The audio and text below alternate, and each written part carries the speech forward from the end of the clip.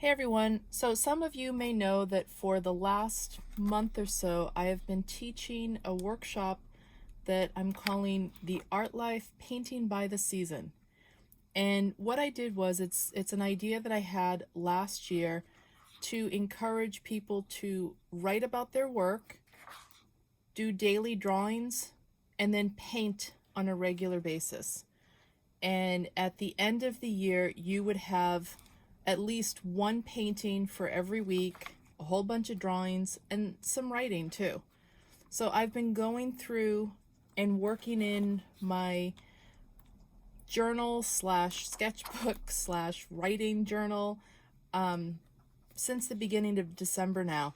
And I finished this the other day, and I thought that I would do a short flip through video here and talk about some of the things that worked and what I learned and whatnot. So the first thing is that I really like this format. I personally like this size. It's not overwhelming. I'll show you what I do.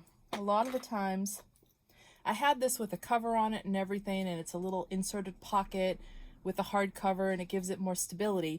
But one of the things I discovered is that since there's so many pages in it, that when I'm out and about, I could go through and fold a page back like this, put a clamp on the top of it, and because it's so thick, it gives me the stability that I need when I'm standing in line or waiting somewhere. I don't need anything really thicker than this to support it. So I could do things like drawing and writing and whatnot while I'm outside of the house. That's basically what I'm trying to say. So I really like the size, and I like the format for the most part. One of the things that I discovered as I went through and worked in this on a daily basis is that for me, I don't need the writing paper because I also keep an ongoing daily journal, and I write in this every single day. I call the book that I just showed you my studio journal, and I put everything in it. It's not just studio related. So a lot of the times when I was writing in this book, I was being repetitive in my daily journal. So going forward, I'm not going to put this grid paper, even though it does take sketches and crayon work and whatnot really nicely, but I just decided that I don't need it. So I'm going to take the grid paper out for new journals that I make in the future and just put in watercolor paper and sketching paper. So again, I finished this. I started this December 5th and finished it January, oh, I didn't put the date on the end page, but I think it was January 29th. I gotta add the date. Yeah, the 29th.